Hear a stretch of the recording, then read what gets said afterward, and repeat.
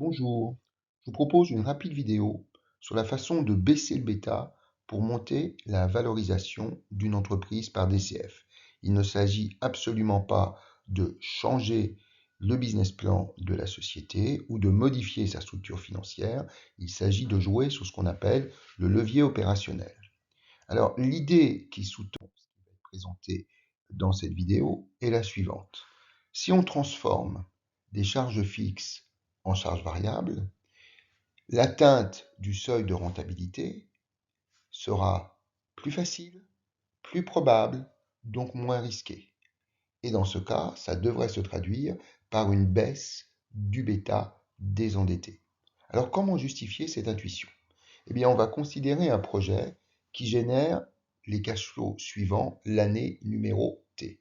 Le cash flow de l'année T est égal au chiffre d'affaires de l'année T moins les charges variables de l'année T moins les charges fixes de l'année T.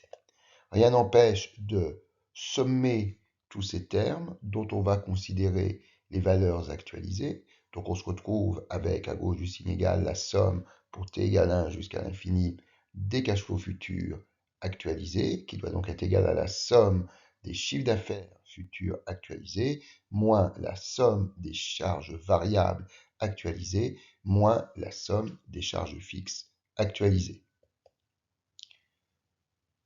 On peut dire que la somme des cash flows futurs actualisés à l'infini, c'est la valeur d'entreprise. On va écrire, pour simplifier les écritures, que la somme des chiffres d'affaires futurs actualisés, c'est la valeur actuelle du chiffre d'affaires, que la somme des charges variables actualisées, c'est la valeur actuelle des charges variables, et que la somme des charges fixes actualisées, c'est la valeur actuelle des charges fixes. Notons 1 cette équation. Or, nous savons, et je vous renvoie pour cela à la vidéo sur le thème M&A et évolution du bêta, que pour une entreprise qui a des actifs provenant de deux sociétés M et F, eh bien, le bêta désendetté du nouvel ensemble M plus F est égal à la moyenne pondérée des bêtas désendettés des deux sociétés en présence, c'est-à-dire bêta étoile M et bêta étoile F, respectivement pondérés par le poids de la valeur d'entreprise de M dans la valeur d'entreprise totale et par le poids de la valeur d'entreprise de F dans la valeur d'entreprise totale. Si on transpose cette logique de moyenne pondérée des bêtas désendettés à l'équation 1, on se retrouve avec bêta étoile qui va être égal au bêta étoile du CA pondéré par le poids de la valeur actuelle du CA dans la valeur d'entreprise, moins le bêta étoile des charges variables pondéré par le poids de la valeur actuelle des charges variables dans la valeur d'entreprise, moins le bêta étoile des charges fixes pondéré par la valeur actuelle des charges fixes dans la valeur d'entreprise. Alors on peut considérer que le bêta désendetté du chiffre d'affaires est égal au bêta désendetté des charges variables. Je veux dire que l'incertitude sur le chiffre d'affaires, sur ce que sera le niveau des ventes dans le futur, est la même que l'incertitude sur le niveau des charges variables, puisque par principe, les charges variables sont indexées sur le chiffre d'affaires. Et par ailleurs, les charges fixes sont supposées connues avec certitude, elles sont donc non risquées, par conséquent on peut considérer que le bêta désendetté des charges fixes, bêta étoile des charges fixes donc, est égal à 0. Par conséquent, si l'on revient à l'équation qui est en bas à gauche de la slide, en remplaçant bêta étoile des charges variables par bêta étoile du chiffre d'affaires, et en considérant que bêta étoile des charges fixes est égal à 0, on peut factoriser par bêta étoile du chiffre d'affaires, qui est donc facteur de valeur actuelle du chiffre d'affaires sur valeur d'entreprise, moins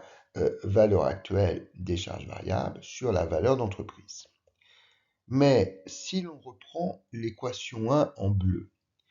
et si l'on fait passer à gauche du signe égal la valeur actuelle des charges fixes. On se retrouve avec valeur d'entreprise plus valeur actuelle des charges fixes égale valeur actuelle du CA moins valeur actuelle des charges variables. Cette valeur actuelle du CA moins la valeur actuelle des charges variables étant exactement ce que l'on a au numérateur dans l'expression ci-dessus entre crochets.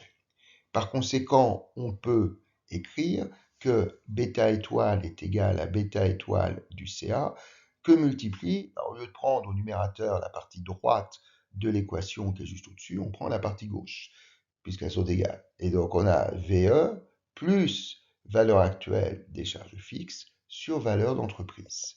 Il suffit de simplifier par valeur d'entreprise, VE sur VE, ça fait 1, pour en déduire que le bêta désendetté de la société est égal au bêta désendetté du CA que multiplie 1 plus la valeur actuelle des charges fixes rapportée à la valeur d'entreprise. Et on voit immédiatement au travers de cette expression que si on augmente la valeur actuelle des charges fixes qui est au numérateur, eh bien on augmente le bêta désendetté, et qu'inversement, si on baisse la valeur actuelle des charges fixes parce que on transforme des charges fixes en charges variables, si on baisse le numérateur qui est dans le crochet, eh bien on baisse le bêta désendetté.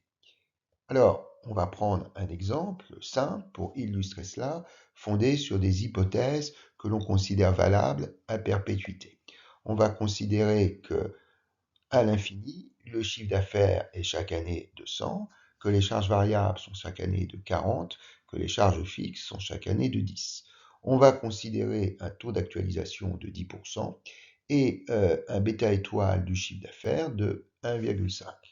Dans ce cas, on peut d'abord dire que le résultat égal chiffre d'affaires moins charge variable moins charge fixe est égal à 100 de chiffre d'affaires moins 40 de charge variable moins 10 de charge fixe, ce qui fait bien évidemment 50. Et par ailleurs, on peut remarquer que la valeur d'entreprise, qui est égale à une rente perpétuelle de résultats futurs, actualisée donc à 10%, va être égale à 100 divisé par 10%, ce qui fait 1000, et que la valeur actuelle des charges fixes, c'est-à-dire la somme des charges fixes de 10 chaque année actualisée à l'infini, nous donne 10 divisé par le taux d'actualisation de 10%, ce qui fait 100.